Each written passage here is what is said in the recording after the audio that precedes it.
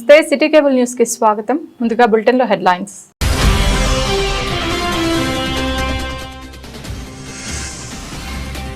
August 15వ తేదీన స్వాతంత్ర దినోత్సవ వేడుకలపై ఏర్పాట్లపై అధికారులతో సమీక్షా సమావేశం నిర్వహించిన జిల్లా కలెక్టర్ గరిమా అగర్వాల్.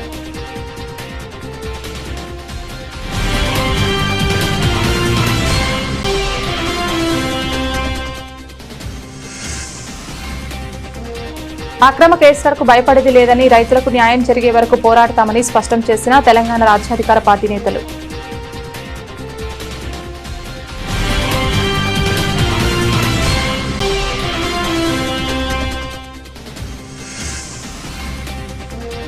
హత్య కేసును ఛేదించిన పోలీసులు మరో నలుగురిని అదుపులోకి తీసుకున్నట్లు వెల్లడించిన సిరిసిల్ల డీఎస్పీ నాగేంద్రచారి.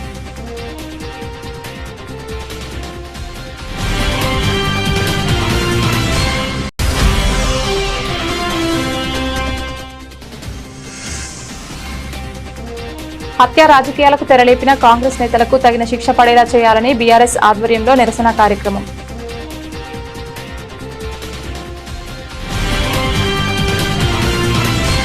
జిల్లాలో ఈ నెల 15వ తేదీన స్వాతంత్ర దినోత్సవ వేడుకలను ఘనంగా పగడ్బందీగా నిర్వహించేందుకు అవసరమైన అన్ని ఏర్పాట్లు పూర్తి చేయాలని జిల్లా కలెక్టర్ గరిమా అగర్వాల్ సంబంధిత శాఖల అధికారులను ఆదేశించారు.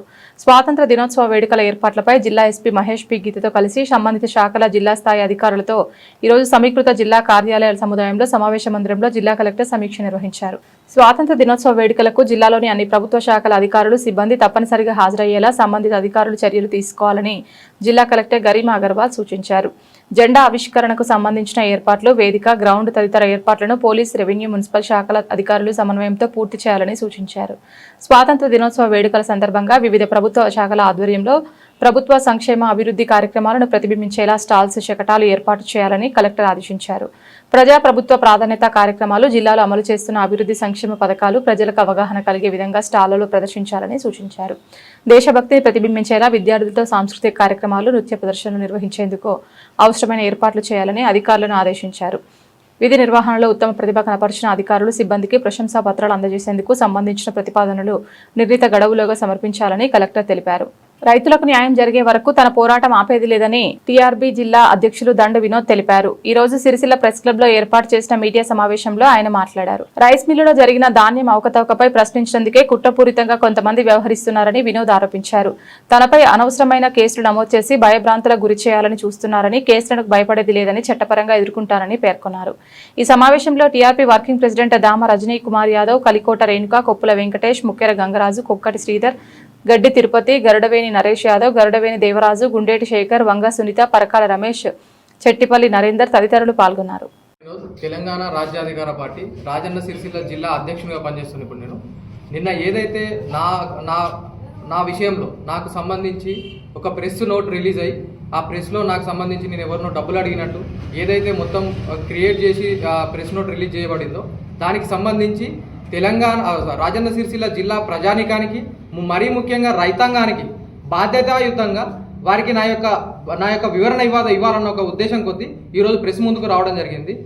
నేను గత కొన్ని రోజులుగా రాజన్న సిరిసిల్ల జిల్లాలో రైస్ మిల్లర్లు అంటే రైతులు తమ చెమటను రక్తంగా మార్చి వడ్లను తీసుకొని వచ్చి విక్రయించే క్రమంలో రైస్ మిల్లర్లు అందరూ కలిసి వాళ్ళకు రకరకాల పేర్లతో దోపిడీ చేస్తున్నారని చెప్పి వాళ్ళు 2024-25 వానాకాలం పంటకు సంబంధించి సీఎంఆర్ బియ్యాన్ని ప్రభుత్వానికి కొన్ని కోట్లలో చెల్లించాల్సి ఉందని చెప్పి దానిలో ఒక rice mill VRR rice mill అని ఏదైతే ఉందో బీజేపీ జిల్లా ఉపాధ్యక్షులు బండ మల్లేశం గారి కుటుంబానికి సంబంధించిందని చెప్పి వారు 4 కోట్ల వరకు పెండింగ్ ఉన్నారని చెప్పి గత కొన్ని రోజులుగా సిరీస్ ఆఫ్ ఈవెంట్స్ కింద ఒక 2-3 సార్లు ఒకసారి ప్రెస్ నోట్ రిలీజ్ చేయడం జరిగింది, ఒకరోజు మీడియా ముందుకు వచ్చి మాట్లాడడం జరిగింది. ఇట్లా అన్ని చేసుకుంటూ రావడం జరిగింది.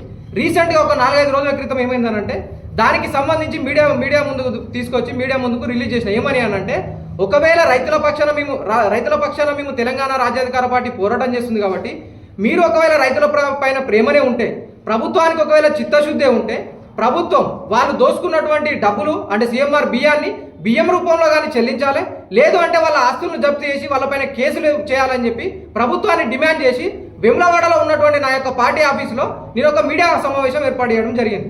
దానిలో ఇంకొక విషయం ఏం మెన్షన్ చేసినానంటే, ఒకవేళ మీరు ఎట్లాంటి చర్యలు తీసుకోకపోతే తొందరలోనే నిరాహార దీక్ష చేస్తా అని చెప్పి మెన్షన్ చేసిన దాన్ని. ఆ నిరాహార దీక్ష అనేది మెన్షన్ చేయంగానే విఆర్ఆర్ రైస్ మిల్ మీదకి నిరాహార దీక్ష చేసిన తర్వాత నా రైస్ మిల్లు మీదకి ఎక్కడైతే అధికారులు వచ్చి నన్ను సీజ్ చేసి నా భార్య పేరు మీద యజమానురాలుగా ఉన్నటువంటి రైస్ మిల్లు సీజ్ చేస్తారు కావచ్చు, నా భార్య జైలు కోతలు కావచ్చు, నా పైన పీడీ యాక్ట్ పడుతుందన్న ఒక భయంతో బండ మల్లేశం గారు ఏం చేశారంటే ఒక కుట్ర పన్నారు. ఆ కుట్రలో భాగంగానే నీలం గురువయ్య అనే ఒక వ్యక్తిని ముందుకు తీసుకొచ్చి నాకు ఒక ఆమెతో నాకు ఎఫ్ఐఆర్ ఉన్నది, నాకు రకరకాల ఇబ్బందులు ఉన్నాయి, ఆ ఇబ్బందుల నుంచి బయటపడేయాలంటే మీ అన్న వాళ్ళ దగ్గరికి నన్ను తీసుకుపోవాలి అది అని అన్నాడు. అన్నాక నేను వాళ్ళతో ఎట్లాంటి చర్చలు జరగలేదు. ఆయనతో మాట్లాడుతున్న క్రమంలో నన్ను ఒక వెహికల్ కూడా నన్ను వెంబడించింది, TG 230006 అనేది ఒక వెహికల్ వెంబడించింది. అవన్నీ నేను గమనించి అక్కడ నుంచి తప్పించుకొని గంగాధరకు వెళ్ళడం జరిగింది. ఆ రోజు జరిగింది. నన్ను గంగాధరకు వెళ్ళి రిటర్న్ వచ్చి నా రూమ్ లో పడుకున్న తర్వాత ఇద్దరు సివిల్ డ్రెస్ లో వచ్చి మేము పోలీసులం అని చెప్పి అలా ఇద్దరం ఉన్నాం. మా రూమ్ లో ఇద్దరం ఉన్నప్పుడు సివిల్ డ్రెస్ లో ఇద్దరు పోలీసులు వచ్చి నన్ను ఒక్కనే ఫస్ట్ పట్టుకొని పోయేటప్పుడు రకరకాల బెదిరింపులకు గురి చేసిన తర్వాత మళ్ళీ నా రూమ్ లో నా తమ్ముడు అజయ్ ఉండే, అజయ్ని తీసుకొని వచ్చారు. మా ఇద్దరిని తీసుకొని వచ్చిన తర్వాత నాకు తెలియకుండానే అజయ్ని తీసుకొని వెళ్ళి మీ అన్న డబ్బులు ఇక్కడ ఈ సెల్ఫ్ లో డబ్బులు పెట్టిండట తీసుకొద్దా అని చెప్పి తోలుకపోయారు. ఆయన నాకు తెలియదు అదంతా తెలియకుండా తీసుకొని వెళ్ళి ఆ సెల్ఫ్ లో డబ్బులు ఉన్నాయని చెప్పి వాళ్ళే చూపించి సెల్ఫ్ ఎక్కడుందని చూపించి ఈయనను ముట్టమని చెప్పి ఈయనను పట్టుకోమని చెప్పి మళ్ళీ ఆ డబ్బులు తీసుకొని వచ్చి ఆడ పెట్టి అంటే మా స్టేషన్ దగ్గర పెట్టి ఇవన్నీ నీ దగ్గరే జరిగినాయని చెప్పి నేను వెళ్ళే కంటే ముందే ఎఫ్ఐఆర్ అన్ని రెడీ చేసుకొని పెట్టేసి పిటిషన్లే కాదు ఎఫ్ఐఆర్లు కూడా రెడీ చేసుకున్నారు. రెడీ చేసుకొని నేను వెళ్ళిన తర్వాత ఇక 50,000 ఇంట్లోనే దొరికినాయి అన్నారు. అది ఎంతవరకు న్యాయం అన్యాయం అనేది తర్వాత కోర్టులు నిర్ణయిస్తాయని చెప్పి నేను సైలెంట్గా ఉండడం జరిగింది. తర్వాత ఇది జరిగిన తర్వాతనే వాళ్ళు రిమాండ్ విధిస్తామన్న ఉద్దేశం కొద్ది రిమాండ్కు కోర్టుకు పంపించారు. కోర్టు దగ్గరికి వెళ్ళిన తర్వాత గౌరవ జడ్జి గారు ఏం చేశారంటే దీన్ని రిమాండ్ పంపించాల్సిన అవసరం లేదని చెప్పి అక్కడనే బెయిల్ మంజూరు చేసి బయటకు విడుదల చేయడం జరిగింది నన్ను. అయితే ఇక్కడ జరిగిన తప్పులు ఇవన్నీ నన్నేదో చిన్న భయాలు పెట్టి చిన్న కేసులు పెట్టి ఏదో చేస్తాం మభ్య పెడతామని చెప్పి భయపడతామని చెప్పి మీరు అనుకుంటున్నారు కావచ్చు, కానీ నేను భయపడే పార్టీలో పనిచేస్తలేను, భయపడే నాయకుల దగ్గర పనిచేస్తలే.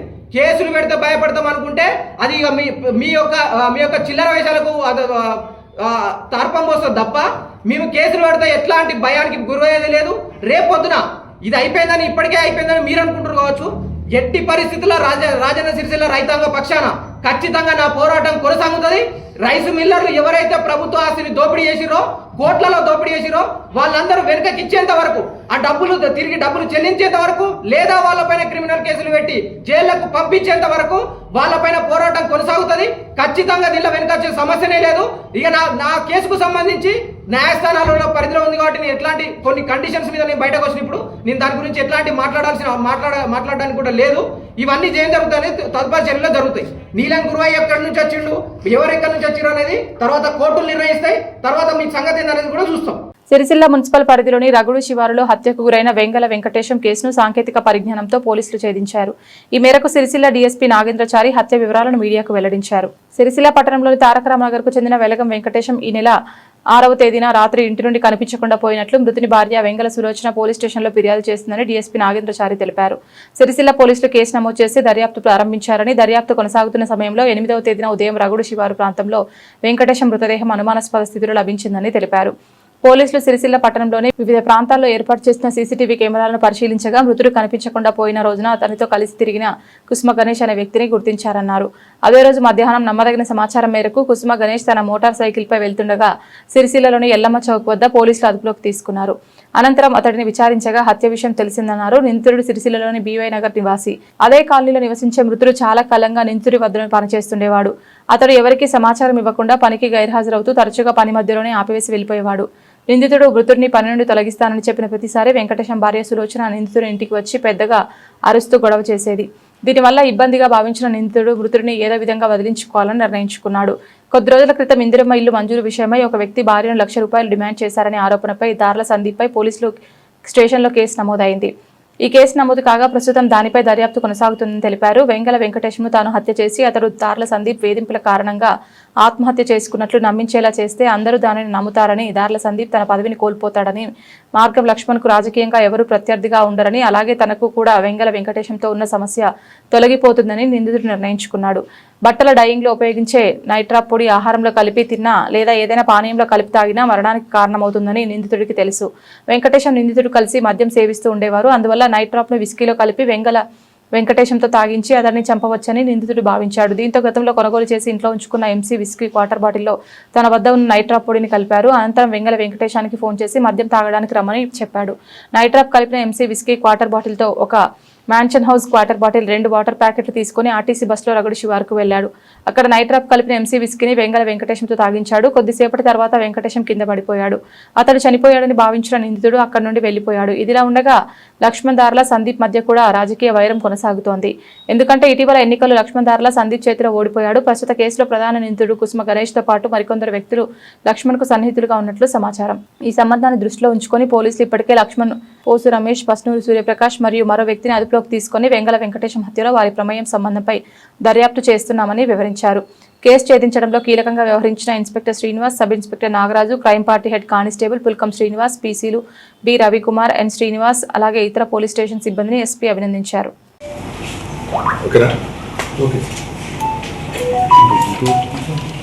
6వ తారీఖు వెంగళ వెంకటేశం అనే వ్యక్తి మిస్ అయిందని చెప్పేసి రాత్రి 9 గంటలకు పోలీస్ స్టేషన్లో దరఖాస్తు ఇచ్చారు. దరఖాస్తు ఇస్తే సిరిసిల్ల సిఐ గారు ఆయన సిబ్బంది దాని మీద అంటే ఈ మిస్సింగ్ కేసుగా నమోదు చేసి దాని మీద దర్యాప్తు ప్రారంభించారు. సీసీ కెమెరాల ఆధారంగా అంటే టెక్నికల్ ఎవిడెన్స్ ఆధారంగా దర్యాప్తు చేస్తే ఈ వెంగళ వెంకటేశంను ఫస్ట్ డెడ్ బాడీ దొరికింది రగుడు దగ్గర. ఈ డెడ్ బాడీ దొరికితే దాన్ని పోస్ట్ మార్టం చేయించడం జరిగింది. చేయించిన తర్వాత మళ్ళీ సీసీ కెమెరాలు కాల్ డేటా ఆధారంగా చేస్తే అది ఆత్మహత్య కాదు, హత్య అని తేలింది.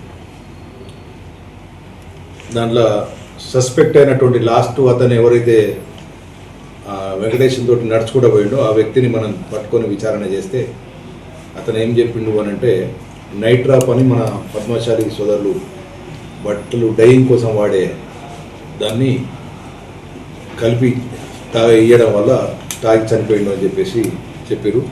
ఇలా గణేష్ అని ఇతని దగ్గర వెంకటేశం ఎవరైతే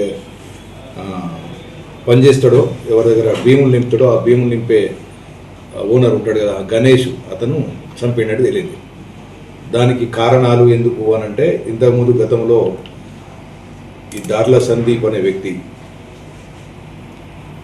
ఇందిరమ్మ ఇండ్ల కోసం పైసలు తీసుకున్నాడని చెప్పేసి ₹1,00,000 డిమాండ్ చేసిరని చెప్పేసి ఈ వెంకటేష్ కంప్లైంట్ చేయడం జరిగింది.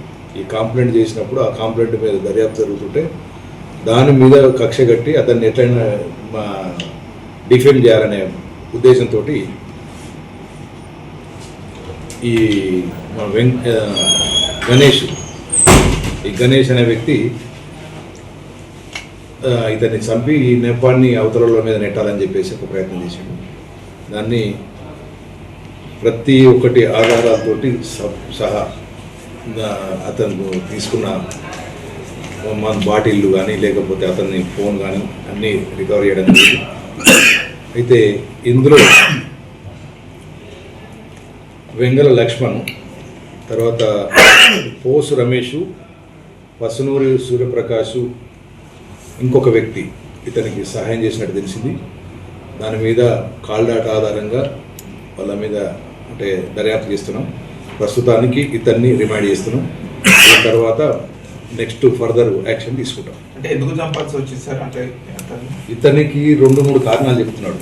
ఈ దార్ల సందీప్ తోటి ఉన్నటువంటి ఒక వైరం, అంటే లక్ష్మణ్కు ఆయనకు మధ్యలో గొడవ ఉంటే ఆ గొడవను ఆధారం చేసుకోవడం ఒకటి. రెండోది అతను ఇంకోటి ఏం చెప్తున్నాడంటే ఈయన చనిపోయిన ఆయన భార్య ఎప్పుడు తిడుతుంది, ఇంటికి వచ్చి తిడుతుంది అని చెప్పేసి ఒకటి చెప్తున్నాడు. కానీ అంటే మేజర్గా మాత్రం ఈ 2 కారణాలు.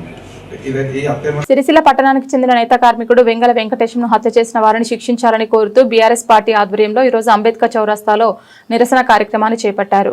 రాజకీయ కక్షతో హత్య చేయించిన వారిని వెంటనే శిక్షించేలా చర్యలు చేపట్టాలని డిమాండ్ చేశారు. కాంగ్రెస్ ప్రభుత్వం రాష్ట్రంలో అధికారంలోకి వచ్చిన తర్వాత సిరిసిల్లలో బీఆర్ఎస్ పార్టీ నాయకులను ఎన్నో విధాలుగా ఇబ్బందులకు గురిచేసి జైలుకు పంపిన కక్ష రాజకీయాలను మరవక ముందే వెంగళ వెంకటేశంను హత్య చేసి అది ఆత్మహత్యగా సృష్టించి బీఆర్ఎస్ పార్టీ నాయకునిపై మోపాలని చూడగా పోలీస్ అధికారులు చాలా పగడ్బందీ విచారణ జరిపి దాన్ని హత్యగా ధృవీకరించడం జరిగిందని బీఆర్ఎస్ పార్టీ పట్టణ అధ్యక్షుడు జిందం చక్రపాణి అన్నారు. ఏ పార్టీ అయినా రాజకీయాలను ఎన్నికల వరకే చేసి తర్వాత ప్రజా సమస్యలపై ప్రజాస్వామ్య పద్ధతిలో పోరాటం చేస్తూ రాజకీయాలు చేయాలి తప్ప స్వార్థ రాజకీయాలకు పాల్పడకూడదని అన్నారు. సిరిసిల్లలో ఇంతకు ముందు ఎప్పుడు కూడా హత్య రాజకీయాలకు తావు లేకుండా ఉండేది. కానీ నేడు ఈ కాంగ్రెస్ ప్రభుత్వంలో కక్షపూరితంగా అక్రమ అరెస్టులతో హత్యలతో రాజకీయ భ్రష్టు పట్టిపోయిందన్నారు. తమకు పోలీస్ వ్యవస్థపై పూర్తి నమ్మకం ఉందని, ఖచ్చితంగా నేత కార్మికుడు వెంగళ వెంకటేశం హత్యకు కారకులైన ప్రతి ఒక్కరిని పట్టుకుని నిష్పక్షపాతంగా విచారణ జరిపి వారికి సరైన శిక్ష పడేలా చూడాల్సిందిగా పోలీస్ వ్యవస్థను ఈ సందర్భంగా కోరుతున్నామన్నారు. కార్యక్రమంలో బీఆర్ఎస్ రాష్ట్ర కార్యదర్శి గూడూరు ప్రవీణ్, బీఆర్ఎస్ పార్టీ జిల్లా అధ్యక్షుడు తోట ఆగయ్య, ప్రజాప్రతినిధులు, ముఖ్య నాయకులు, కార్యకర్తలు పాల్గొన్నారు. హత్య జరిగిందో వెంగళ వెంకటేశం గారిని కాంగ్రెస్ పార్టీ ఒక నీచ రాజకీయ ఎత్తుగడతోటి ఇలా కొంతమంది రాజకీయ నాయకులనే కావచ్చు, కౌన్సిలర్లనే కావచ్చు, బదనాం చేయాలని ఒక కుట్రతోటి ఆయనను చంపి దాన్ని బీఆర్ఎస్ పార్టీ అలాగే నాయకుల నుంచి ఏదైతే మలచాలనుకున్నారో దాన్ని తీవ్రంగా ఖండిస్తూ ఉన్నాం. వెంగళ వెంకటేశం గారి హత్య కేసులోని సూత్రధారులను, పాత్రధారులను ఎవరైతే ప్రణాళిక చేసిండ్రో, హ్యూమన్ చేసిండ్రో వాళ్ళందరినీ కూడా నిష్పక్షపాతంగా విచారణ చేపట్టి ఎవరిని వదిలిపెట్టకుండా అందరినీ కూడా కేసు పెట్టి వాళ్ళని వెంటనే అరెస్ట్ చేసి రిమాండ్కి పంపాలని చెప్పేసి పోలీస్ డిపార్ట్మెంట్ వారిని కోరుతూ ఉన్నాం. దయచేసి పోలీస్ డిపార్ట్మెంట్ అంటే సిరిసిల్ల పోలీస్ డిపార్ట్మెంట్ మీద అపారమైన గౌరవం ఉన్నది, ప్రజలకు నమ్మకం ఉన్నది, బీఆర్ఎస్ పార్టీ అయినా మాకు నమ్మకం ఉన్నది.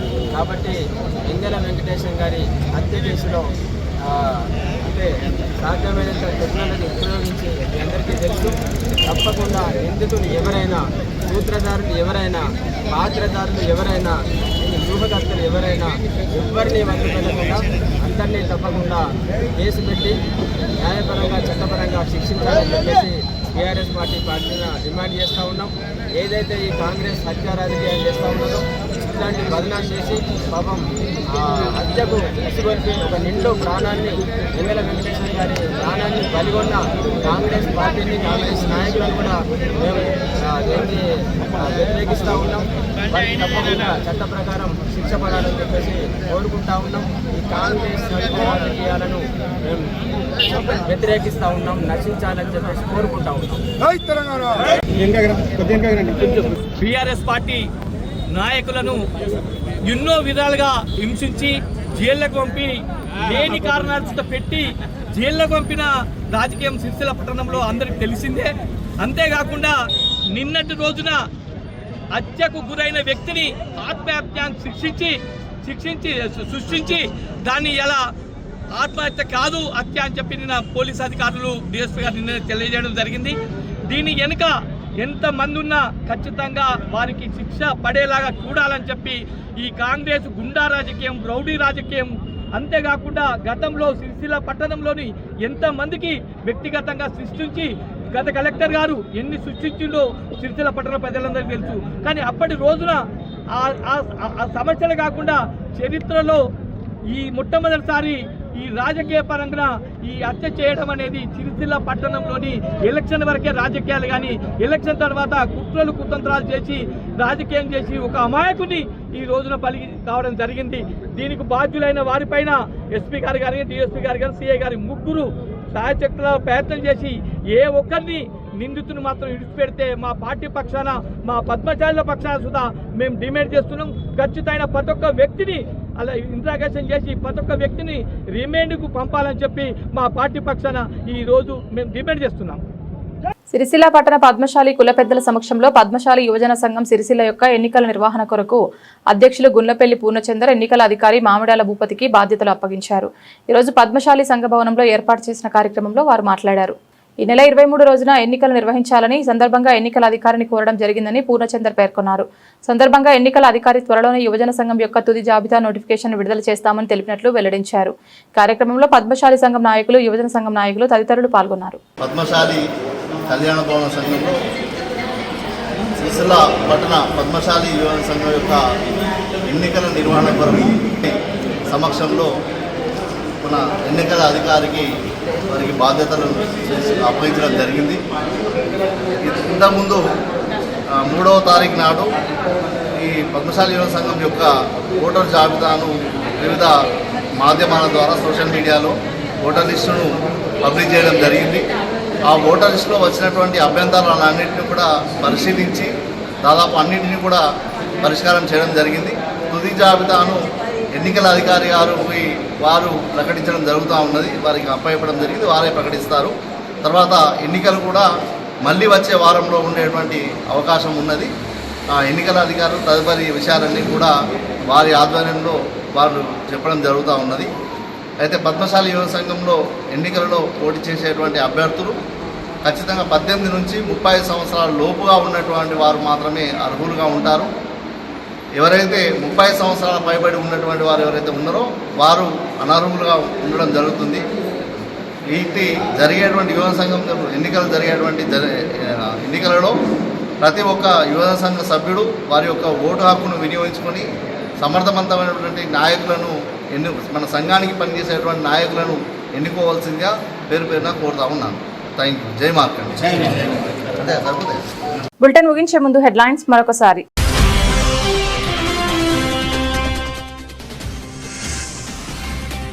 ఆగస్టు 15వ తేదీన స్వాతంత్ర దినోత్సవ వేడుకలపై ఏర్పాట్లపై అధికారులతో సమీక్షా సమావేశం నిర్వహించిన జిల్లా కలెక్టర్ గరిమా అగర్వాల్.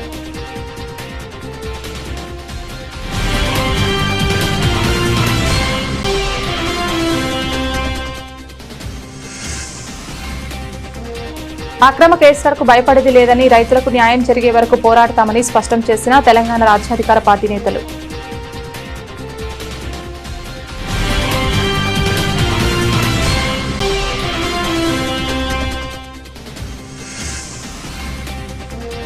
హత్య కేసును ఛేదించిన పోలీసులు మరో 4గురిని అదుపులోకి తీసుకున్నట్లు వెల్లడించిన సిరిసిల్ల డీఎస్పీ నాగేంద్రచారి.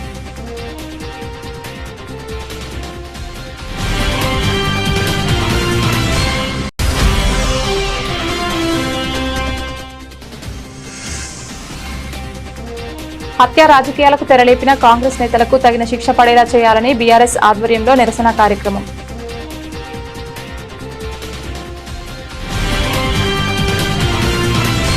ఇది ఇవాల్టి బులెటిన్. తిరిగి మరొక బులెటిన్లో మళ్ళీ కలుద్దాం. అంతవరకు సెలవు. నమస్కారం.